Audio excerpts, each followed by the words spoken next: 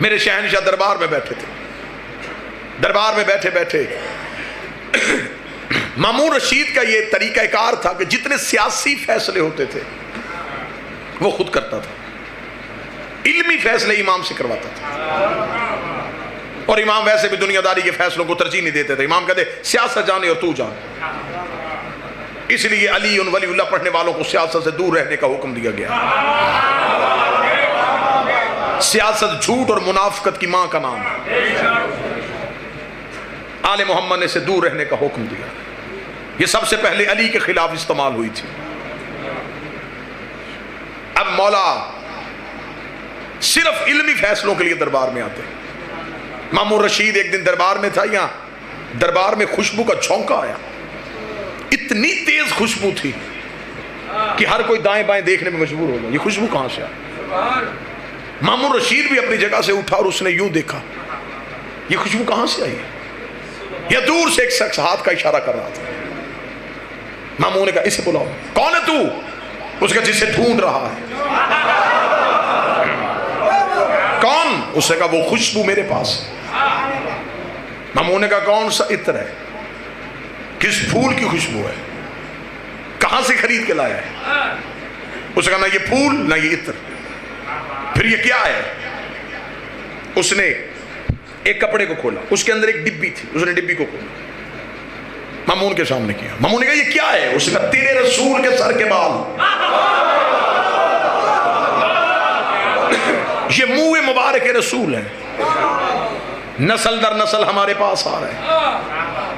تو پھر اس نے کہا اب میں غریب ہو گیا ہوں، چاہتا ہوں یہ بال بیچ دوں، لہذا میں چاہتا ہوں کہ تو خریدے۔ مامون نے کہا قیمت؟ اس نے ایک بال 100 دینار، 7 بال 700 دینار۔ اس نے کہا اتنے قیمتی کیوں؟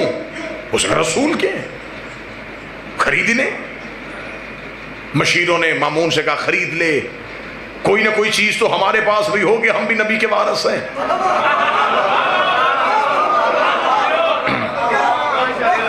منہ مبارک ہمارے پاس ہوں گے، لوگوں کو زیارت کروایا کریں گے، کہیں گے ہم وارث رسول۔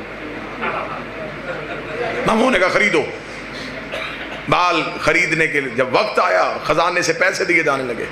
مامون نے کہا رک رک رک، یہ کون بتائے گا کہ یہ رسول کے ہیں؟ اس کا خوشبو نہیں بتا رہی۔ اس کا ہمیں کیا پتا، ہم نے کوئی رسول دیکھا تھا؟ ہمیں کیا پتا یہ بال اور رسول کے خوشبو ہے؟ اتنا کہنا تھا، یہ پیچھے سے کسی نے دیکھا، کہا اسے نہ بلائیں جو محمد کا بیٹا ہے۔ ہاں ہاں ذرا بلائیں مولا علی ابن موسیٰ رضا کو۔ مولا رضا کو دربار میں بلایا گیا، پوری رات بھی واہ واہ کہو تو جملے کا قد بڑھا۔ جب امام رضا کو دربار میں بلایا گیا تو درباریوں کی حیرت کی انتہا نہ رہی، وہی خوشبو ادھر سے بھی آ رہی تھی۔ مالک حسین ان ہاتھوں کو سلامت ہو، جو خوشبو ادھر سے آ رہی تھی۔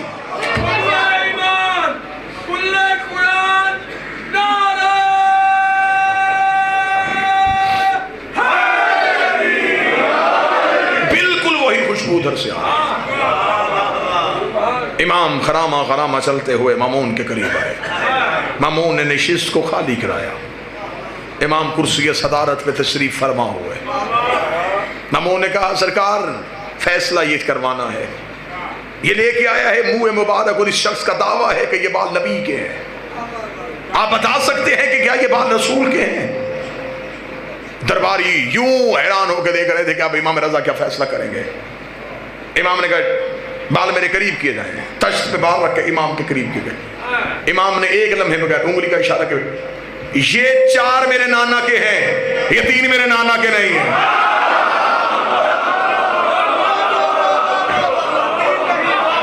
یہ 4 بال میرے نانا کے ہیں، یہ 3 بال۔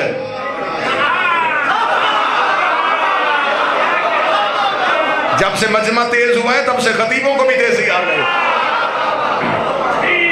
4 بال میرے نانا नाना का, ये 3 बाल मेरे नाना के नहीं। इतना कहना था, मामून करीब आया, करीब आकर देखने का, मौला वैसे आपने फैसला तो कर दिया है लेकिन ये दिखने में एक जैसे हैं, कद इनका एक जैसा है, रंगत इनकी एक जैसी है, मौला ये कैसे पता चल गया? ये 4 तेरे नाना के, ये 3 तेरे नाना के नहीं। इमाम ने फौरन फौरन चला रोशन करो, फौरन आग रोशन की जाए। आग रोशन करना था। इमाम ने भरे दरबार में फौरन जब आग को सामने बुलाया गया, सामने बुला के इमाम ने 3 बाल आग में फेंके, तीनों के तीनों ही जल गए, तीनों के तीनों ही जल गए, तीनों के तीनों ही जल गए। इमाम ने 4 बाल आग में फेंके, आग में जाना था, या आग ठंडी हो गई, आग गुलजार हो गई, आग का गुलजार होना था। मामून ने कहा अच्छा मौला आज पता चला तेरे नाना के बालों को आग नहीं छूते।